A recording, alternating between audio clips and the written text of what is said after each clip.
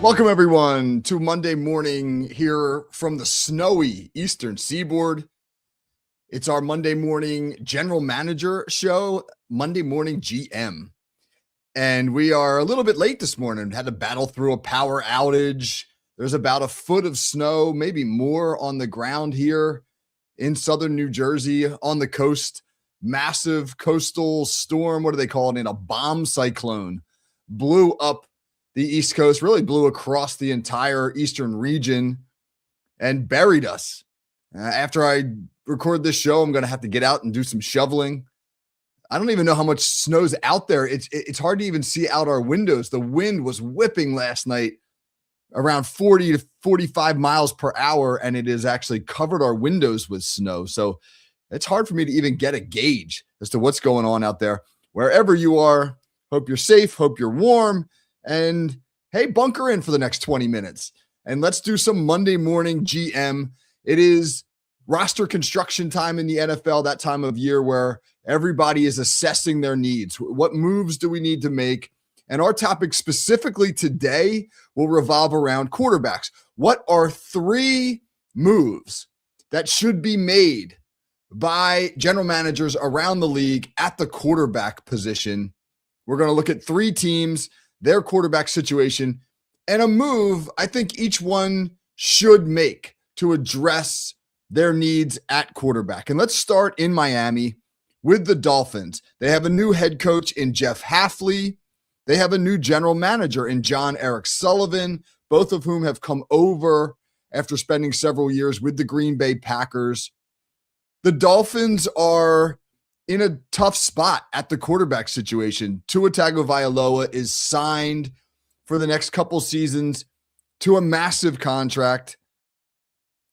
If they were to cut him, they would save a lot of money. They could save around $43 million in cap money, and that's huge for Miami, considering that they're barely under the cap. They had to cut a bunch of veterans last week, guys like Bradley Chubb and Tyreek Hill and James Daniels, just to get under the cap. They're around 13 million under the cap right now. They could save 43 million by cutting Tua. So you say, oh, that's a no-brainer. Well, here's the problem.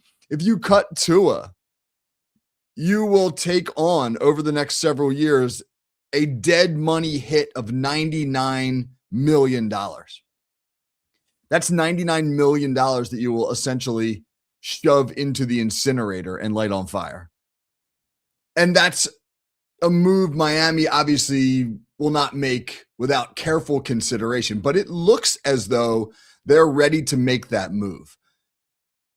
Things on the field haven't gone well with Tua. Things off the field at times haven't been great. The way his concussion issues have been handled have been very controversial. And granted, that was all old regime, but does Jeff Hafley, John Eric Sullivan, the new offensive coordinator, Bobby Slowick, do they want to take on the old regime's problems, or do they want to start anew? And my suspicion is they're going to eat that dead money. They're going to move on in one way, shape, or form from Tua. All right, fine. Move on from Tua. Then what are your options? Well, in-house, you have last year's 7th round pick, Quinn Ewers, who you could roll with. Right? You could bring in a mid-level free agent, a Tyrod Taylor type, to compete with him, a veteran guy who, if you say, hey, Quinn Ewers, he can't get it done.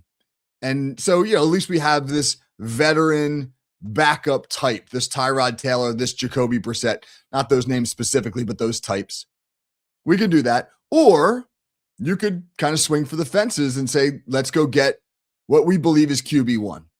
And I think that's what they should do. I think the Miami Dolphins should be the most aggressive suitor in free agency for quarterback Malik Willis. It makes a lot of sense.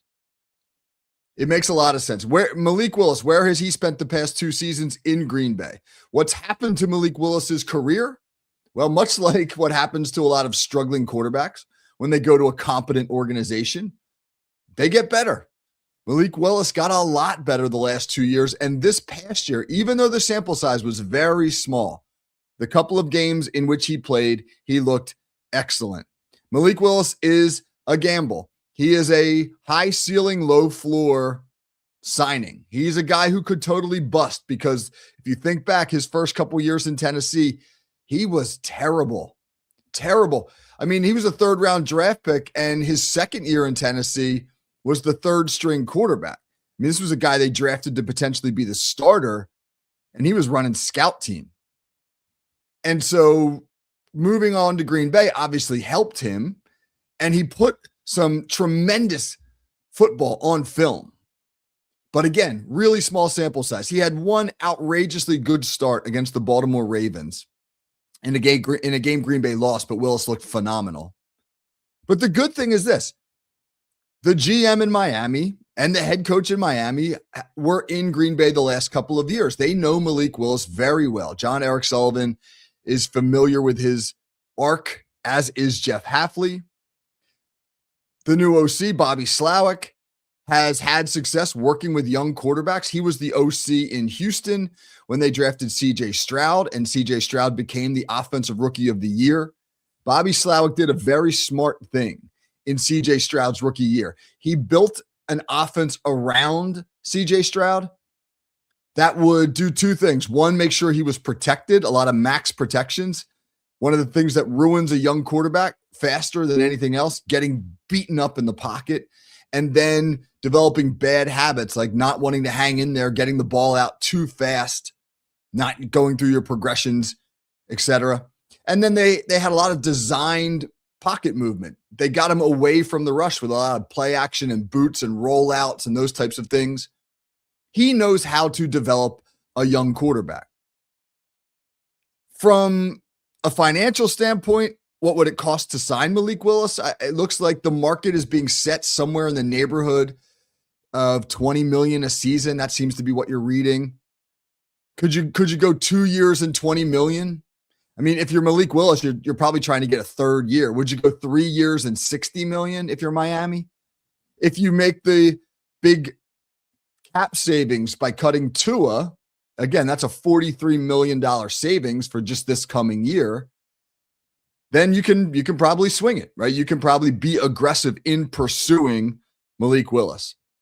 Now, if you're Malik Willis, do you want to go to Miami? I mean, that's obviously a franchise that wasn't very good last year, but they're only a couple years removed from a playoff bid under Mike McDaniel. They're not the most talented team in the world at the wide receiver position. I mean, you have Jalen Waddle as your feature receiver there, but with the 11th pick in the draft, there's a chance, slim chance, that they could have their choice of any receiver. I mean, there's a slim chance that no receivers will go in the top 10, but you got three headliners at the receiver position: Carnell Tate, the Lemon kid out of USC, Mekhi Lemon, and Jordan Tyson out of ASU. And two of those guys are going to be there. There's not two wide receivers. Two of those guys are not going in the top 10. I mean, if you want to replace Tyreek Hill, who you just cut, replace him with a guy who looks an awful lot like Tyreek Hill and Mekhi Lemon. You can get Malik Willis help right away in the draft, even if you're a little bit hamstrung in free agency. I think it makes a lot of sense. Malik Willis to the Miami Dolphins. They should make it happen. All right, what's another move that at the quarterback position that we would like to see? I'd like to see the Minnesota Vikings trade for Kyler Murray. I'm not sure if my good friend David Stefano agrees. He may have just rolled his eyes. He may have just shut off the program in disgust. And Dave, if that's true, I apologize. But come on, man. What are the Vikings doing at quarterback beyond J.J. McCarthy? Because they can't just ride into 2026 with J.J. McCarthy as QB1. That experiment went very wrong last season. McCarthy did not play football well. 33rd in QBR of qualifying quarterbacks, one of only two quarterbacks in the league to throw more interceptions than touchdowns. Seemed overmatched. And it's not, I mean, he's with one of the best quarterback developers in the NFL in Kevin O'Connell. So there's one of two possibilities there. Either he's just not going to get it, because if Kevin O'Connell can't develop him, who can? Or maybe he will get it, but it doesn't appear like that light bulb's going to go on right away. And it would be foolish to put all your eggs in that basket. So where do they go? Kyler Murray, Arizona Cardinals. We don't know what Mike LaFleur, the new head coach in Arizona, wants to do at the quarterback position, but Arizona could save themselves $35 million by getting out from under Kyler Murray's contract. It's not as unfriendly to the team as Tua's. The dead money hit isn't anywhere near what it would be if you had to move on from Kyler Murray. And his cap hit for this coming year is just shy of $23 million. Now, Minnesota is in a bad place from a salary cap standpoint. I think they have the second worst or the second fewest dollars under the cap available for them at the moment. They can do some restructures and cuts and et cetera. But that $23 million cap hit that Murray carries for a starting quarterback on a big contract is not bad at all. It is doable. Why Murray? Why not some of the other options? You could pursue Malik Willis. You could try to re-sign Daniel Jones, although the likelihood of him being ready to play football in September as he recovers from his Achilles injury is not great. You could bring back Kirk Cousins for a year as a Band-Aid until you figure things out. You could take a swing, a trade candidate. The guy I'm going to mention next could really be on Minnesota's radar and would make a lot of sense for Minnesota and might be a guy Vikings fans prefer more. But I think about this. Josh Dobbs went to Minnesota in a midseason trade and won a game without ever practicing. The Vikings won a game with Josh Dobbs at quarterback where he hadn't even taken a practice with the team. That's mind-boggling to me. Sam Darnold, who had one of the most disappointing professional careers at quarterback of a guy drafted in the top 3 ever, went to Minnesota and won 14 out of 17 games with Kevin O'Connell, and then used that as a springboard to go to Seattle and win the Super Bowl. If there's a guy who can get a veteran quarterback right, it's Kevin O'Connell. Kyler Murray needs a new start. The Vikings need a quarterback. Kyler Murray has huge potential.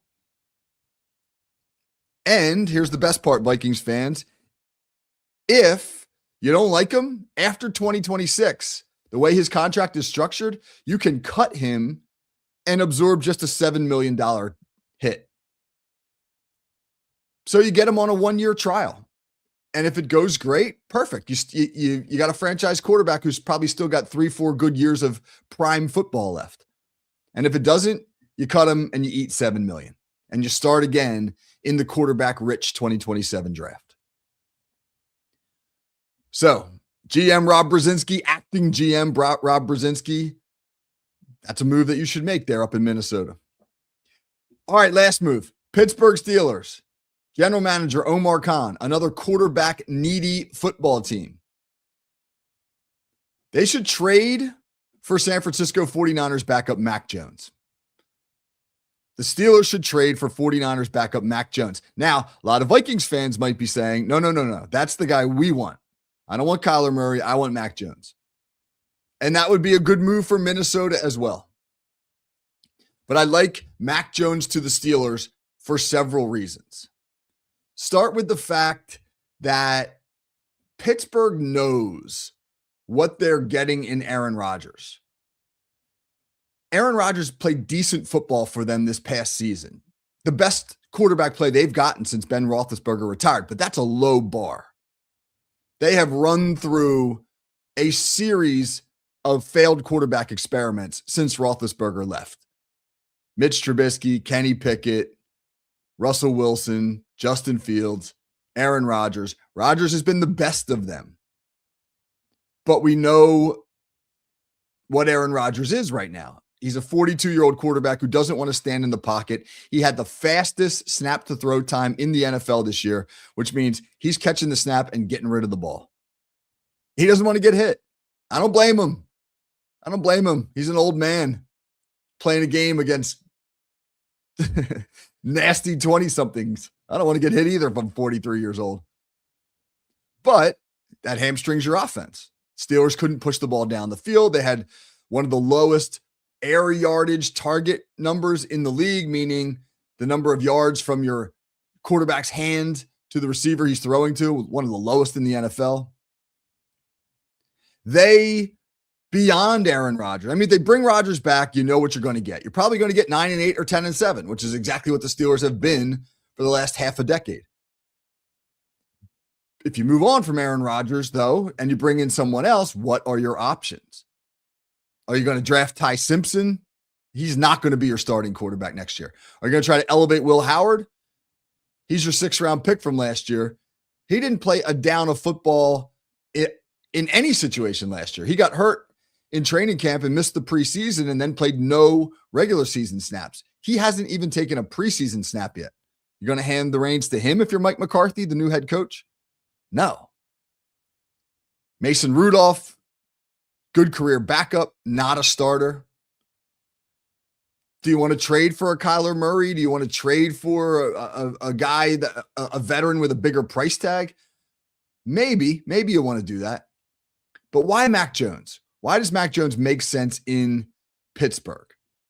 Well, one, he's a good fit for the West Coast offense. He's accurate. He's smart. He's decisive. He doesn't have the biggest arm in the world. He's not the most athletic guy on the perimeter. You know, he's not going to be a boot McCarthy type, or I should say a McVay type quarterback, even though he did well in Shanahan's system. Shanahan and McVay not running the exact same system. But I think it was more what he learned about playing quarterback under Kyle Shanahan than it was, his fit in Shanahan's system. Let's face it. You could take just about any quarterback and plug him in and he can run Shanahan's system, except Trey Lance, evidently. But that seems to be true. I think he's built for the West Coast. Brian Angelicchio, the offensive coordinator now in Pittsburgh, helped develop Sam Darnold when Darnold went to Minnesota. Angelicchio was the quarterback's coach in Minnesota when Darnold did his year there. Angelicchio has experience with these kind of reclamation projects. And if you're the Steelers, you have to hope, hey, man, we might be getting in Mac Jones, Sam Darnold 2.0. The career arcs are unbelievably similar. Sam Darnold, 3 terrible years in New York with the Jets, then a lost year in Carolina, and then he lands in San Francisco, and Shanahan helps just change the arc of his career. Mac Jones, 3 terrible years in New England, and then kind of a lost year in Jacksonville, and then he goes to San Francisco and yada, yada, yada, right? Shanahan revives his career. If you're the Steelers, make an aggressive offer. The Steelers have 12 draft picks. They don't need 12 picks. That's about 4 more than they need. They got 12 draft picks. The 49ers have needs on both lines at wide receiver.